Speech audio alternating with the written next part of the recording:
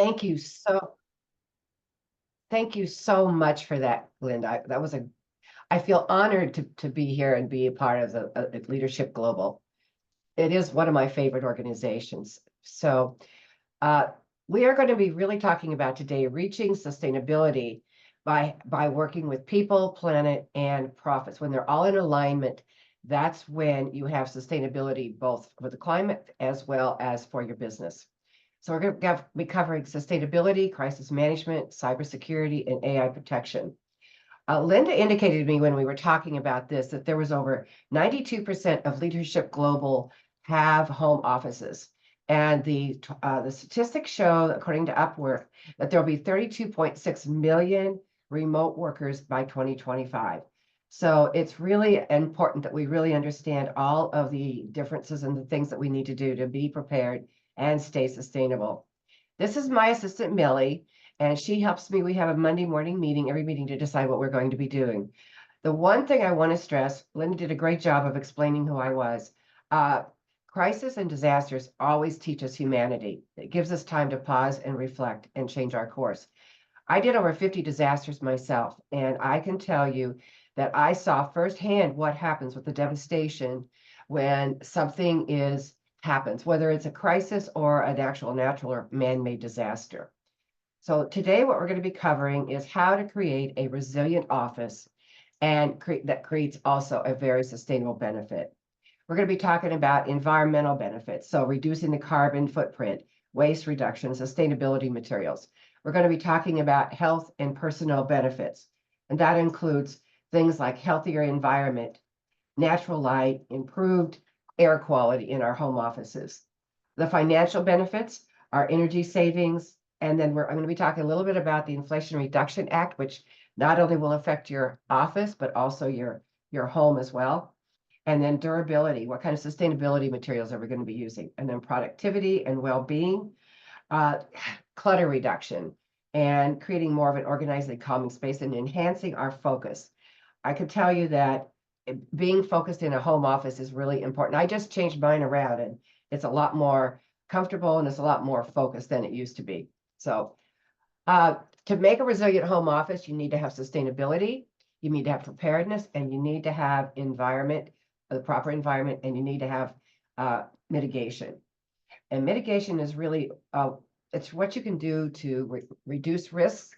We'll go into the others pretty in depth, but the mitigation is really all about how you can go through your home or if your office or if it's separate and determine what is it that you can do to avoid risk. And then sustainability is what do we need to do to reduce the carbon footprint, but also how can we make our homes and our home office businesses more sustainable. Let's just start with preparedness and disasters. This is the National Oceanic and Atmospheric Administration, and they report every year the $1 billion or greater weather declared disasters, not anything man-made, and only if they reach $1 billion. These are pretty staggering statistics. It's from 1980 to 2023. The average after being adjusted was $61.6 billion. If you take a look at 2019 to 2023, the average per year was $123.4 billion. And in 2021 to 2023, it was 147.1. Now let's just take a look at 2022 and 2023. 2022, it was 177.6 billion. So almost a $30 billion increase from 2021. Now this number for 2023 is a bit deceiving because that does not include hardly any of the losses from Lahaina and some of the other disasters that were later in the year. Lahaina alone, they're saying, is going to be over $20 billion. And in 2022, there were 90 declared disasters when it's presidentially declared. That's when FEMA kicks in. 2023 was 112. As of 2024, of August 8th, so over a month ago, we were at 102 federally declared disasters. So as you can see, and I don't even have to see it, you can feel it. When I was a FEMA inspector, I used to come home, I was physically addicted to the job. And I would turn on the TV to see where I was going to go next. Now, if I was a FEMA inspector, I could say, okay, do I want to go to Florida? Do I want to go to Ohio? How about in Missouri? How about Texas? How about California? How about Oregon? Where do I want to go to work on the next disaster? It's totally different. So let's take a look at some I'm sorry, I'm statistics. going to interrupt real quick. Can you share your screen, please? Did I lose your screen? Mm-hmm. How did I do that? Oh, No. sorry. Hold on here.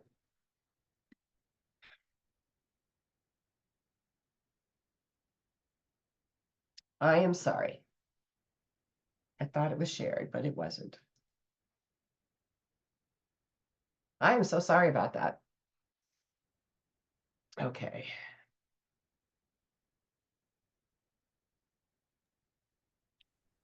Can you see it now? Yes. Ah, thank you. I apologize for that. Okay, so let's take a look at some statistics of what's happened just very recently. And that is that in the last 5 years, there's been significant increases in losses. The first one is it's a higher in frequency, higher in intensity, and also higher in cost. And 1 in 4 homes today, 39 million, considered too high an insurance a risk to even provide homeowners insurance. Think about what that does to homeowners, home buyers, the insurance industry, the mortgage industry. It has major impacts. And 3.3 million Americans were displaced in 2022. 99% of counties were affected by disasters in the last decade. 40% of population experienced disasters in 2022. 40%. Fires, okay, 2022 was actually down because we were in an El Nino year versus a La Nina year, and it was pretty wet. So in 2022, there were 7.5 million acres burnt. In 2021, it was over 10 million acres burnt. And the drought was the worst we had in 1,200 years. So you can just see how much our country is being affected. It was in almost every single county. 2023, so for atmospheric rivers are sideways rivers, and they dump as much water, an average one dumps as much water into the down as the Mississippi flowing into the Gulf of Mexico. That's how powerful they are. And it used to be that you might have 1 or 2 of those a year, and they usually come down from Canada. Well, last year, 12 of those atmospheric rivers came from the Pacific Ocean in California. Tornadoes are really on the rise. So 2022, there was 1,329 tornadoes.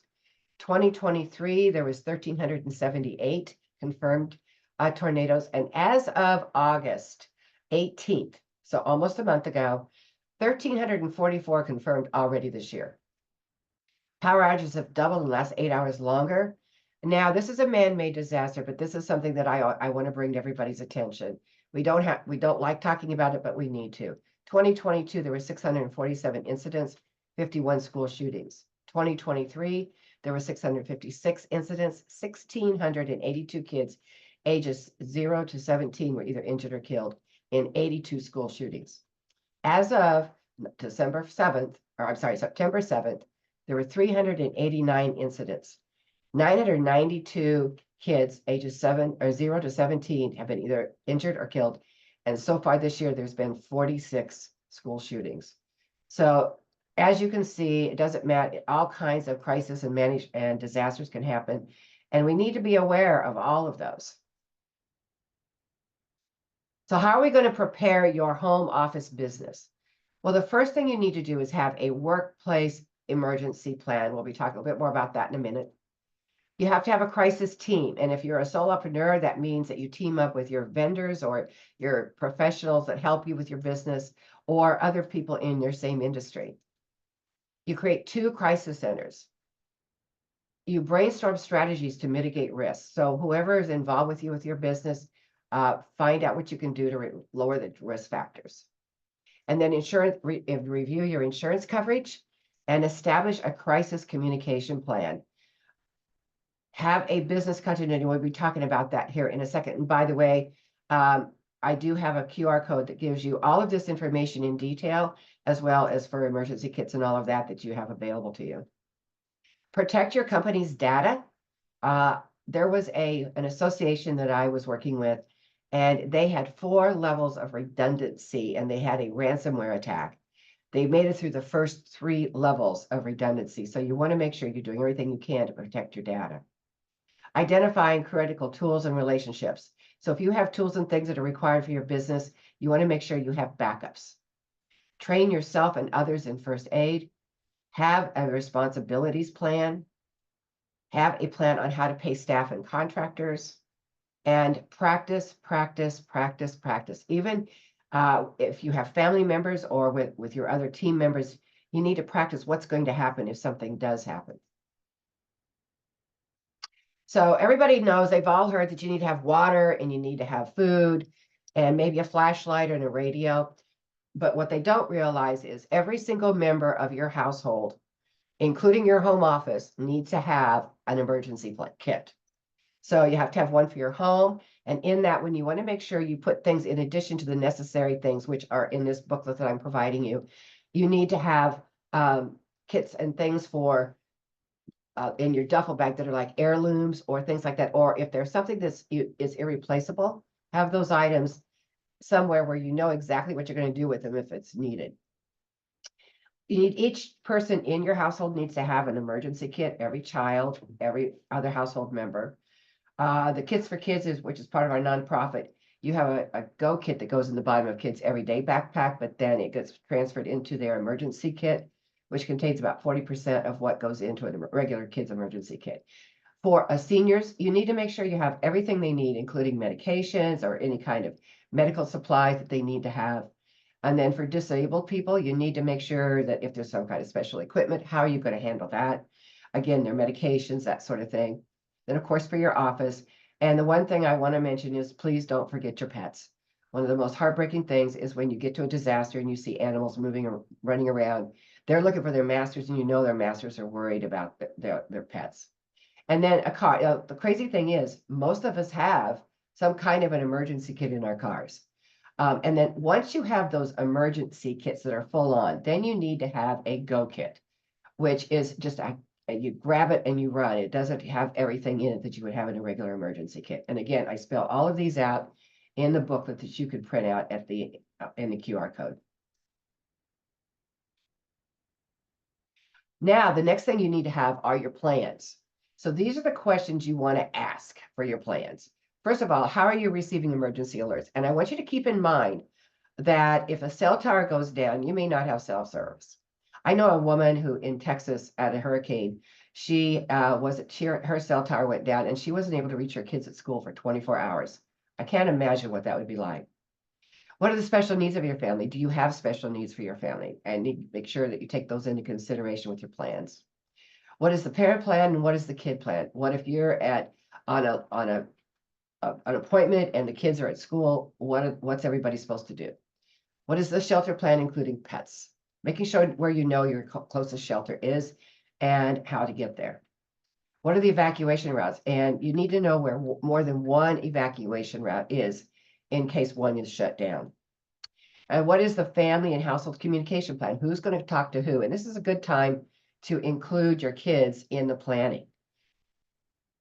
What is the business emergency kit plan? And what is the best business communication plan? So let's talk about your home office and what you need to have for your business. According to the Business and Home Safety, an estimated 25% of small business and medium business will not reopen after following a major disaster. And then according to FEMA, as Linda said, 75% of small businesses are out of business if they don't have a continuity plan. And all the things that go into a continuity plan are pretty, they're pretty, I think my list has 31 things that need to go into this continuity plan. And again, it's in the booklet that you're going to receive. But you want to look, okay, how are you going to continue your business? How are you going to continue your communication? How are you going to protect your infrastructure? How much redundancy do you need to have to make that happen?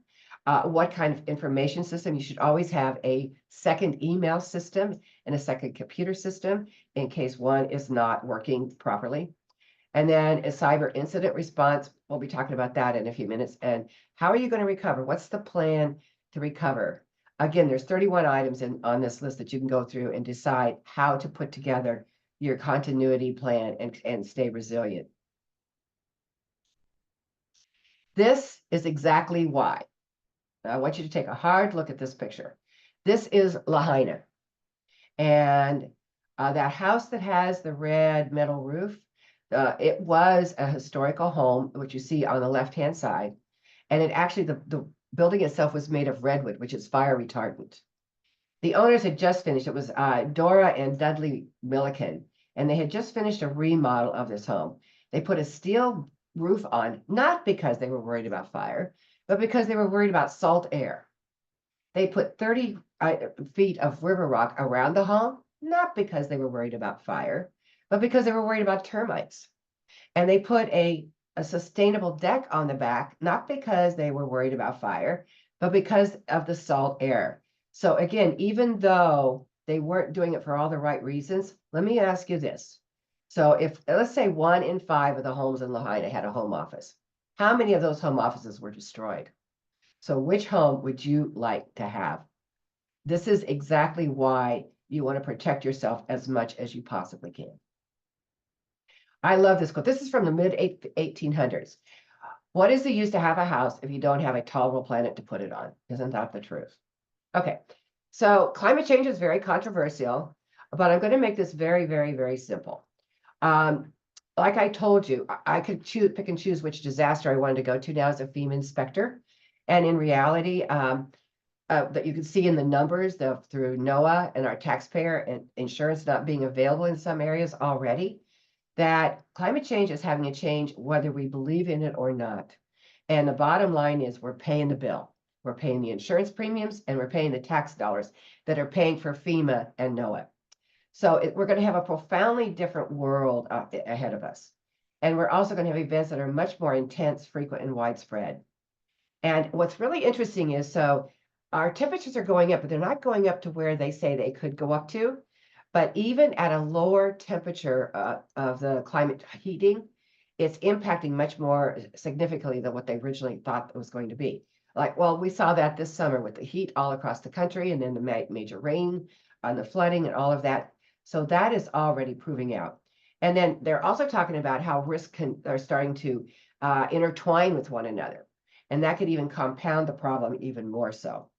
So the Paris Accord says that they're going to try to keep the climate to 1.5 centigrade increase from the late 1800s. That's where they're trying to hold it, or not, I'm sorry, in the 1980s.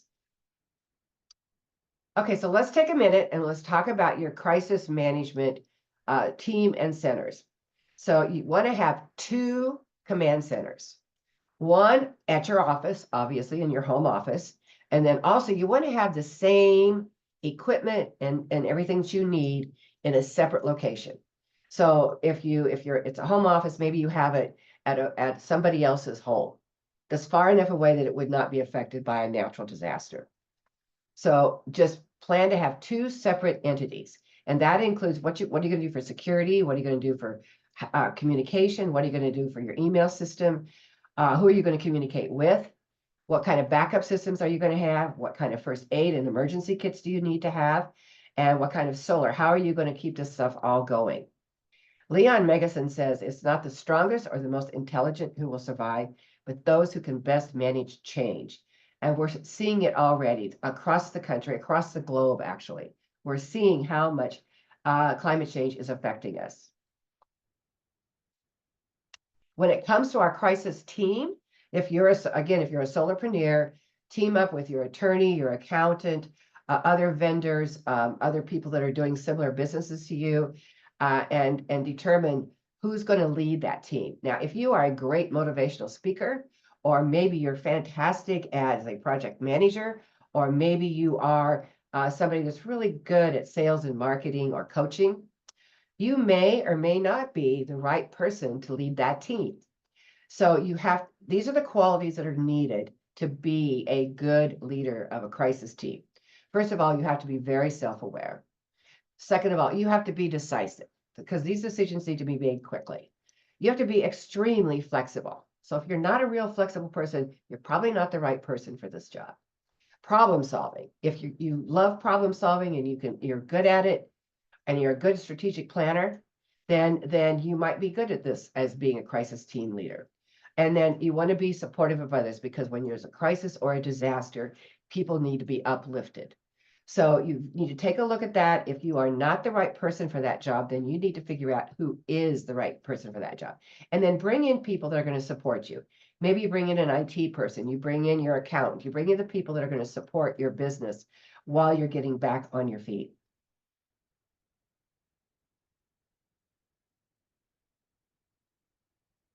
When it comes to your business communication plan, after you've created your crisis team and you determine who's lead it, okay, who is creating a call for who's going to call who?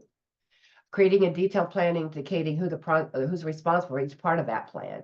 And then the entities, who you need to reach out to. And some of those are team members and their families, customers and clients, news media. If you are going to be the person responsible for communicating with the news media, make sure that that person has news media training. Community and neighbors, company management directors and investors, government elected officials, regulators, and other authorities and suppliers. So you need to determine who on your communication team was going to be best suited to reach out to whatever entities are appropriate for your business. Now let's talk about how sustainability truly does sustain your business, and it actually can improve your business if you approach it in a way that is fulfilling to you, but also fulfilling to the business. The millennials and the Gen Xer, or the Gen Zers rather, excuse me, and the Gen Alphas, excuse me, let me get a sip here, are really helping to bring awareness. They look at things very, very carefully, and they are really putting the pressure on companies to look at innovation about how to become net zero. So this was a survey done by Cone Communication, and they found that 92% of consumers have a more positive image of companies that support social and environmental causes. 89% of consumers are likely to switch to a brand that is associated with a good cause, even if it costs a little more. I want you to think about this when you're thinking about your own business, how this could relate to you. 88% of consumers are more loyal to a company when they support social or environmental causes. 87% of consumers will purchase products and services based upon the company's culture and what they support. 86% of Americans expect companies to do more than make a profit. They expect companies to also address social and environmental issues. And 70% of consumers believe companies are obligated to take action toward improving issues that may not be relevant to their business operations. So I really want you to think about your business and how all of this information will affect your business, and providing support for a social as well as an environmental cause is extremely important. There are two rankings that are available to judge how a company is fulfilling these obligations. One of them is the ESG rating.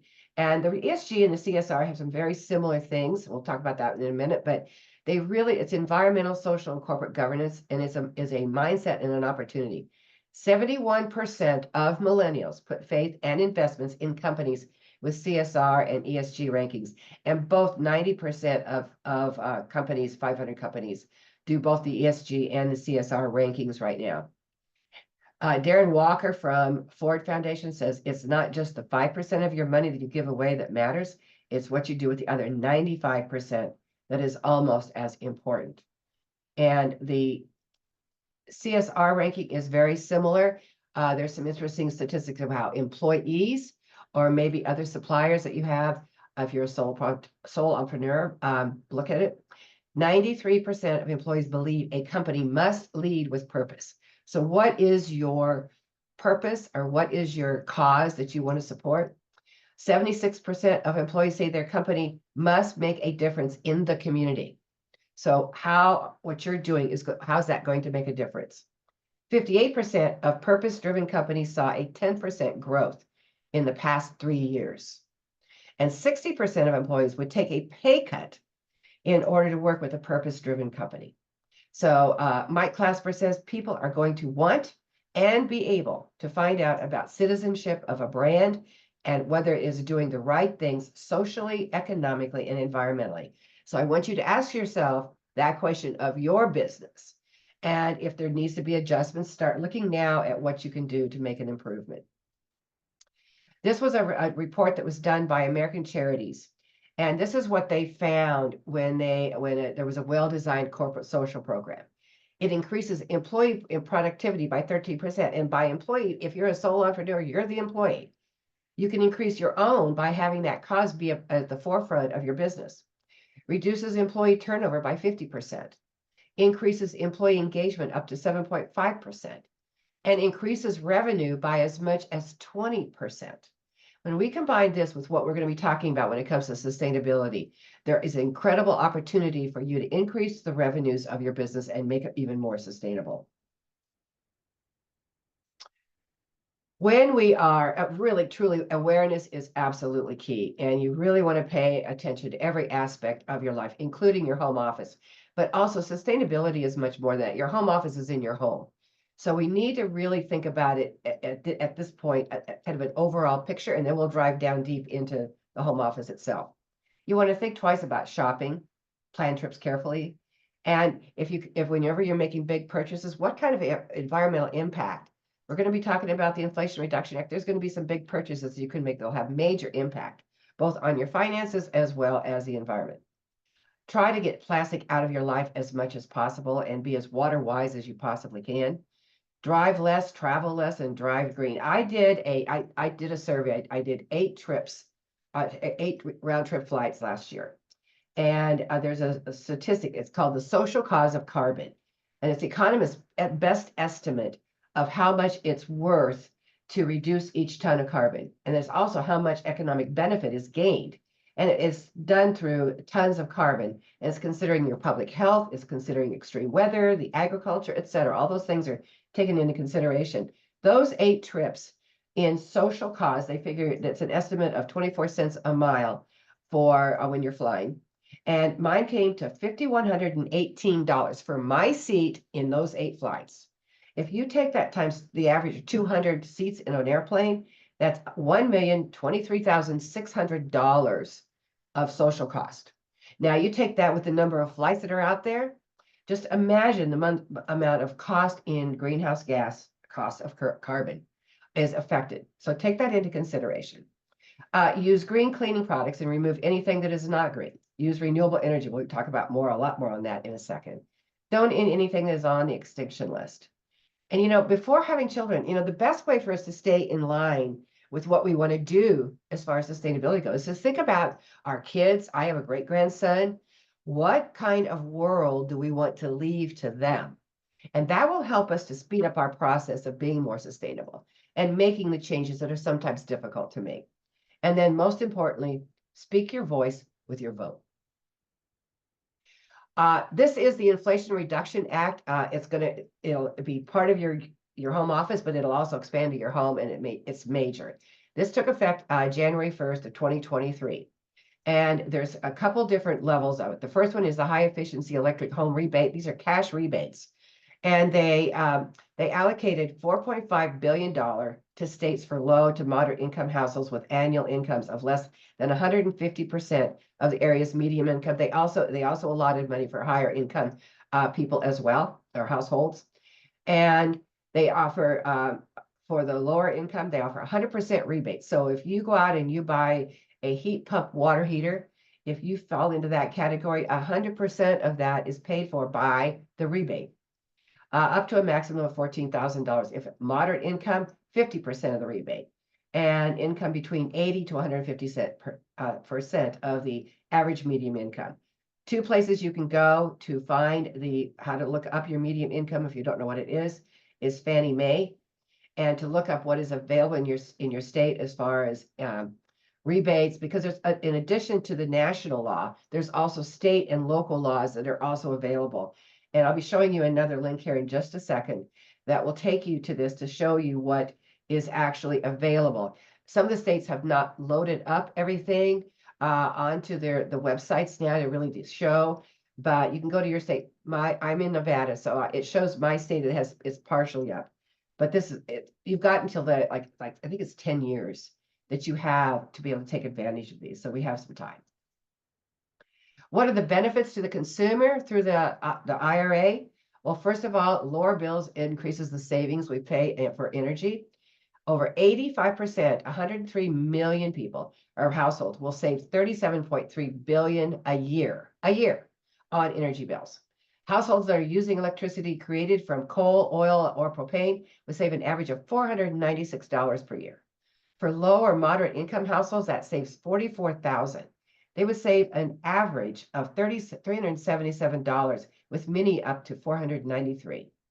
And one of the biggest things is reducing emissions. So the things that are on rebate, there's furnaces, there's air conditioning, there's water heaters, all those kinds of things. And those are exactly the kind of things that account for 95% of the residential emissions. So it plays a critical part in how we're going to be able to reduce our greenhouse gases and make our homes more efficient, energy savings, lower our costs, and reduce the emissions inside and outside our homes. Now, what are the benefits also to the community? Well, through this program, the electrification is going to create jobs. 462,430 installation jobs, 80,000 manufacturing jobs, and 800,000 indirect or induced jobs. So if you are in an industry, if your business is relating to anything around energy or efficiency, this is going to be a great opportunity. It also is going to improve the indoor and outdoor air quality. Electrifying appliances address 42% increased risk of children experiencing asthma symptoms. Think about if we could reduce that. Indoor pollution disproportionately affects low-income households because they are in smaller homes. Outdoor air pollution of residential buildings accounts for 15,500 premature deaths every single year. So if we could reduce any of that, we'll be saving lives in addition to saving money. These are some of the rebates, the cash rebates that are available. So you've got the HVAC systems, you've got the water heater systems, you've got clothes dryers, you've got stove tops and cooktops. By the way, the induction stove is really, I'm a gas person. And when somebody said, well, I'd have to switch to an induction, I resisted until I saw a woman cooking on a wok on an induction stove. And she said that she would have never used anything but fire before. So they've got me sold on it. Breaker boxes, electrical wiring, weatherization, all of these are just some of the items that are included. I put in into my home, I looked to see, and even though I have some of these things already, I was qualified for up to $32,000 of additional rebates and tax credits. The other side of the coin, those are all point of sale items that you can get a cash rebate on. Then there's the energy savings side, and there's two types of rebates.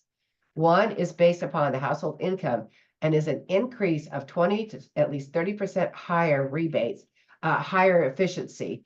And the rebates go anywhere from $2,000 to $8,000, depending upon whether you're low, moderate, or high income. Measured performance rebates. These are not rebates that are based upon performance models. They are based on your home's actual energy performance. So you have to, there's a software program that verifies this information. It's called M&V. And it actually measures the kilowatt hours that you are saving over your previous, before you did the project to update it and make it more high performance. And the payment is based upon the income level that achieves at least 15% savings and they receive a 20% reduction on their kilowatt hour costs. And this rebate can be anywhere from $2,000 to $4,000, depending upon your income level for the household. There's also some clean energy tax credits, and these are, they can qualify for 30% tax credit versus a rebate on purchases and expenditures up to $3,200. This has to be for your primary residence. It can't be for a rental property or something like that. Some of the tax credit items include solar electricity generators. By the way, I was just at the Natural Disaster Expo, and they had a household, it was good for an entire home, that was a little bit wider than a car battery and a little bit deeper and maybe about 10 inches taller. And it would handle an entire 2,000 square foot home as far as a generator. Solar water heaters, fuel cells, and battery storage at a capacity of at least 3 kilowatt hours. Some wind energy generators, the geothermal heat pumps that meet Energy Star. Those are all some tax credits you can get. And then other weatherization, you can get They'll pay for an energy audit, although most electric companies will provide you with a free energy audit. But if you want something more extensive, they'll pay up to $150. I found this interesting. They will pay $250. Oh, it's a tax credit. Keep in mind it's a credit for new exterior doors for 2 of them. And they will also provide for new windows up to $600 tax credit, insulation up to $1,200, and then upgraded electrical panels $600. So if you combine that money along with the rebates that are available, it can be substantial. Now, this is how you can find out what you qualify for. You can get a full picture. It's called Green Door. It's powered by Pearl certification. And if you just go to greendoor.app, you can put in your address, your income, and it will tell you the tax rebates or the cash rebates and tax credits that are available to you. So that is it's a great place to go and find out. And just think, if you're doing that and you've got your home office, not only are you going somewhere else that has an office that's costing more money, but you've got your home office and you're making your home a high performance home. Your home value goes up and you are saving money because your office is there. Okay, let's talk a little bit about cybersecurity and AI protection. And I want to give a friend of mine credit. Her name is Tracy Hawkins, and she's known as the safety lady. And she has helped me a lot understand a lot of this. So I just want to give a shout out to her. And by the way, she did include her booklet on all of this, diving into much more detail than I could today about this. So, and it's also available on the barcode that you're going to get at the end. So the most important thing is to create redundancy. You want to create redundancy in your data backup, just like I talked about with the association that the ransomware got through 3 levels of it, and they didn't make it to the 4th. And you have redundant systems, so different systems, network redundancy, power supply redundancy, access control, all of those types of things that you can find to do redundancy to make sure you protect your home. And then there are common threats when it comes to cybersecurity or phishing, ransomware, and social engineering. We all know phishing, people trying to be somebody they're not. Ransomware is when they're trying to get you. And then social engineering is just implementing or a manipulation rather of data. So what do you need to do if you are attacked? Contact banks and credit cards, change passwords, scan and clean devices, notify others as needed, make sure all software is up to date. If a problem is found, disconnect everything. Assemble a team to determine what needs to be done next and take all systems offline. You have all kinds of places. I'm not going to go through all of these because you can get a copy of this in your booklet as well. All different kinds, depending on what kind of cyber attack it was. So you've got everything from the Inspector General all the way down to the Federal Trade Commission and the Secret Service Electronic Crimes Task Force to contact, depending on what type of hack it is. Okay, deep fakes. So there was a story about an interview of Tom Cruise, it was a total deep fake. It's just a creation of a synthetic media used to create realistic but fake images, videos, and audios. And a chat bot we use all day long when we're talking about when we're trying to get help on chat. The way to be able to identify them is you'll see some visual anomalies that make it look a little bit different, audio issues, behavioral inconsistencies. Chat boxes, it's really more, if you have a chat box, you want to make sure that you are doing the right thing when it comes to putting it all together. But you can tell them just because they don't answer your questions properly. I got into an argument with mine the other day. So you want to verify the sources, find out who, if it's a deep fake, find out what else is out there, and then report it to whatever platform it's on. If you have a chat box, you want to make sure that you're securing how the data is handled. You want to make sure there's regular updates and transparency, and also ethical AI practices. So when you're implementing an AI protection for your home office, use AI-powered security software. Some of it is brand new, so it's not as efficient as it could be yet. Secure your network. Make sure your data protection and privacy is done. AI-powered productivity tools, regular updates and monitoring, and educating yourself and your team and staying up to date because it's ever-changing very, very quickly. And to have a sustainable office. So here's some things you can do. Energy efficient lighting, sustainable furniture, reducing paper, or if you're using paper, trying to use recycled paper, incorporating plants. Plants actually bring in oxygen and they also calm you. So they have a dual effect. Eco-friendly office supplies. So try to keep away from plastic as much as possible. And optimize energy use, recycle and compost, and sustainable cleaning products. Okay, so I've covered this very quickly today. There's a lot more information on the QR code I'm going to provide you. But just know that you can do well by doing good. You can be prepared for success. You can be sustainable by resiliency, building back better, and thriving through responsible business. And I am here to help you. Whatever I can do to help you, I'll make those decisions, help you. I've got a 3-hour training if you want me to bring it to your office or to association or something like that, where I dive much, much deeper into this. This is my QR code. There's information, both the Make the Plans program as well as the cybersecurity stuff. And there's all my contact information. I would love to have a conversation with you to see how I can help you.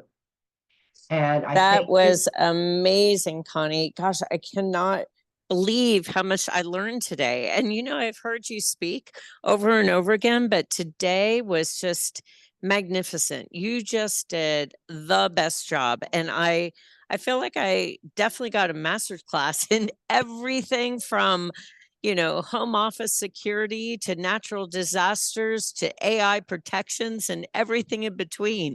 So I want to really say thank you so much for providing such incredible wisdom, insight, expertise, and you're bringing your own experience as a FEMA inspector to everyone. I'm so excited. Even though we had a relatively small group, I will tell you, we had more than 25 people register. I know all those people are going to be really interested in what you had to say today. And I am really, really grateful to you. Thank you so much. Oh, Linda, it was my pleasure. And I really, my passion. This is my passion. I want to help 30 million people be better prepared and more sustainable. And I can only do it with the help of groups like Leadership Global.